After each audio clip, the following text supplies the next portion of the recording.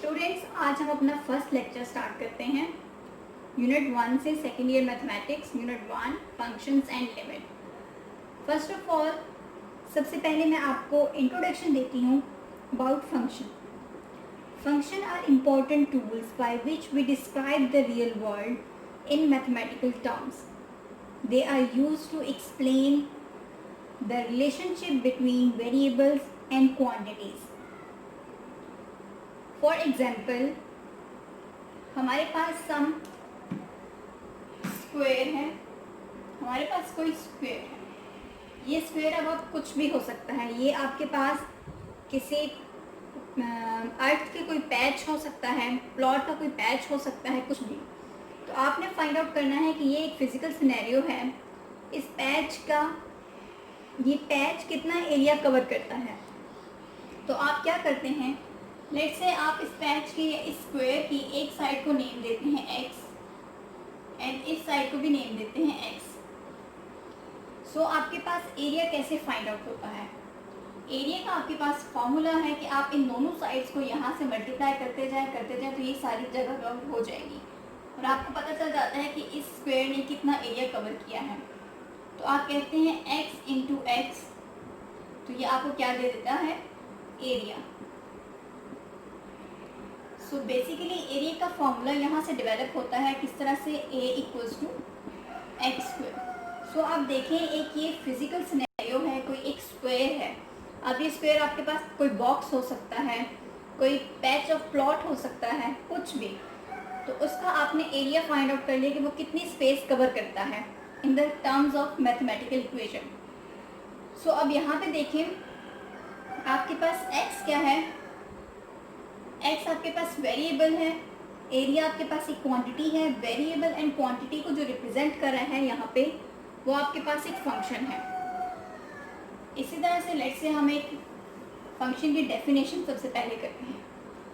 Functions होते क्या हैं? A function is a correspondence or rule relating two set in such a way that each element in the first set correspond to one and only one element in the second set. यहाँ पे क्या बात हुई है कि function आपके पास क्या है? फंक्शन आपके पास करस्पॉन्डेंस है और सम रूल है। लेट्स से मेरे पास एक सेट है, this is A, this is B. तो मेरे पास जो सेट है, ए सेट के एलिमेंट्स है 1 2 3 एंड बी सेट के एलिमेंट हैं 2 4 5। तो हर यहाँ पे क्या लिखा है डेफिनेशन में कि इस तरह से रिलेशन होगा कि each element in first set correspond to one and only one. अब ये वाला एलिमेंट को मैं 4 के साथ कोरिस्पॉन्ड नहीं कर सकती क्योंकि 1 ऑलरेडी 2 के साथ मैच हो चुका है, कोरिस्पॉन्डेंस है उसकी। 2 की कोरिस्पॉन्डेंस 4 के साथ एंड 3 की कोरिस्पॉन्डेंस 5 के साथ। एंड आपके पास अब यहाँ पे जो कोरिस्पॉन्डेंस होते हुए ए और बी को जो लाइंस हैं, इन लाइंस का क्या मतलब है कि कोई फंक्शन अप्लाई हुआ है ए और बी के ऊपर। तो आप लिख सकते हैं some function act on A and we get the values on B. या आप इसको दूसरी वर्डिंग में कह सकते हैं कि फंक्शन सम मैपिंग है जो कि सेट ए के ऊपर मैप हुआ और उसने आंसर में आपको सेट बी के एलिमेंट्स दिए।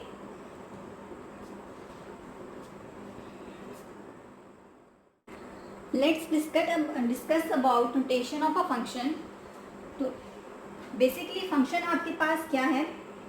अ function can be thought as a computing machine F that takes an input X, operate in some way and produce exactly one output. क्या मतलब है कि फंक्शन आपके पास कोई ऑपरेटिंग मशीन के तौर पे भी एक्ट कर सकता है।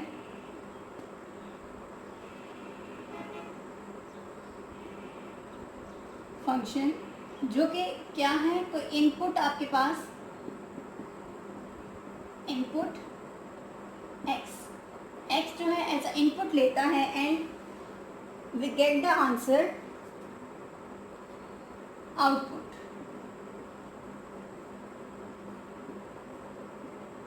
And output is f of x। तो फंक्शन बेसिकली एक ऑपरेटिंग मशीन है जो जिसके ऊपर जो कि सम इनपुट लेता है, सम फंक्शन ऑपरेट करता है, कुछ ऑपरेशन उसके ऊपर ऑपरेटिंग होती है एंड हमें आउटपुट मिलती है एफ ऑफ एक्स की फॉर्म में. We can write output F of X as Y equals to F of X. So यहाँ पे जब आपने देखा तो एक नया वेरिएबल इंट्रोड्यूस हुआ है y. तो लेट से अब आपके पास यहाँ पे क्या है, अब दो वेरिएबल आ गए हैं. तो यहाँ पे अब एक वेरिएबल आपके पास क्या है, independent variable and the other is dependent variable. x is independent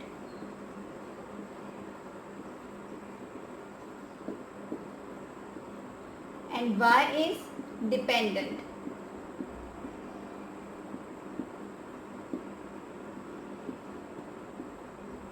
हम क्यों कह रहे हैं x को इंडिपेंडेंट और y को डिपेंडेंट. लेट से हम एक इक्वेशन लेते हैं y equals to -5x -4.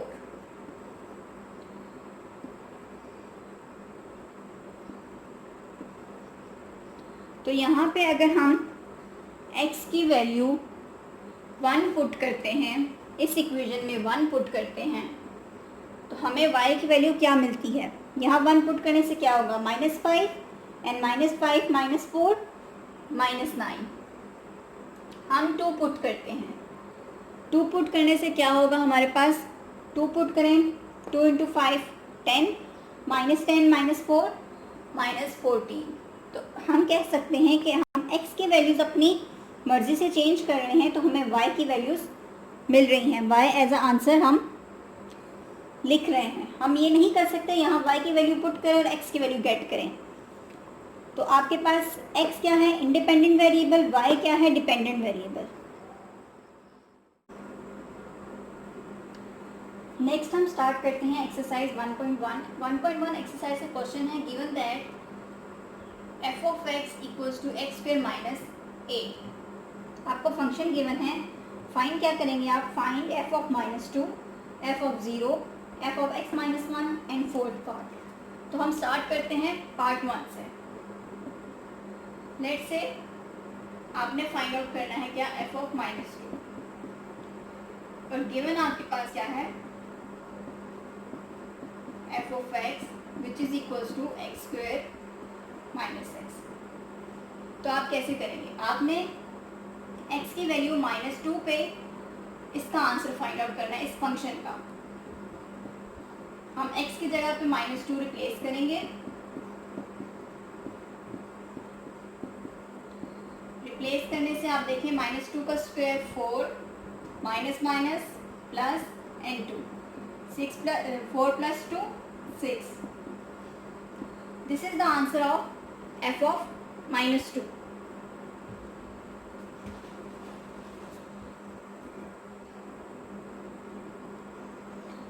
Next part है आपके पास f ऑफ 0 फाइंड आउट करना है. गिवन है आपके पास f of x equals to X square minus x.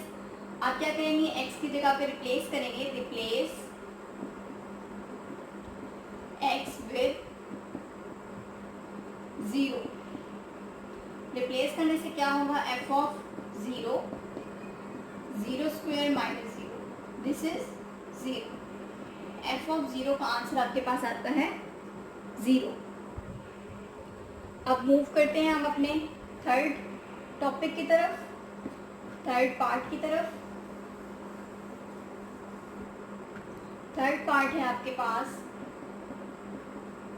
f of x -1, और गिवन है आपके पास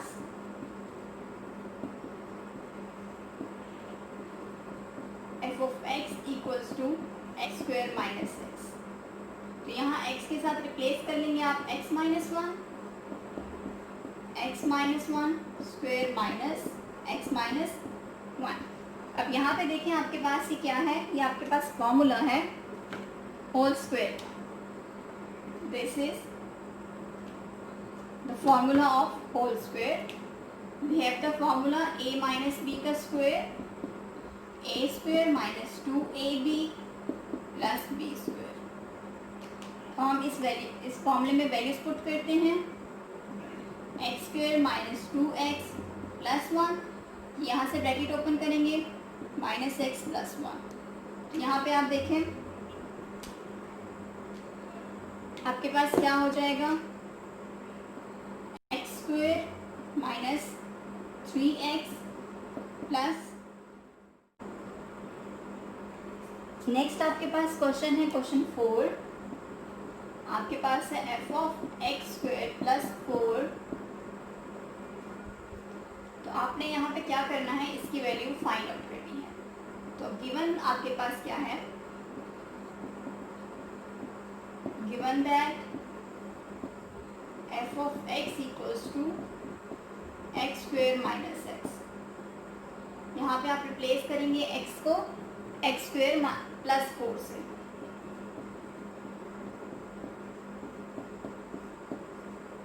x को रिप्लेस किया x² + 4। तो अब आप यहाँ पे क्या कर सकते हैं, यहाँ पे अगेन हम होल स्क्वायर का फॉर्मूला यूज करते हैं।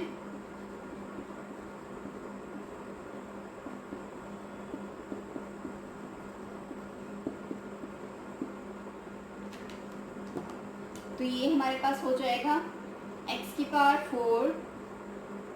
8 x² + 16 एंड -x² - 4।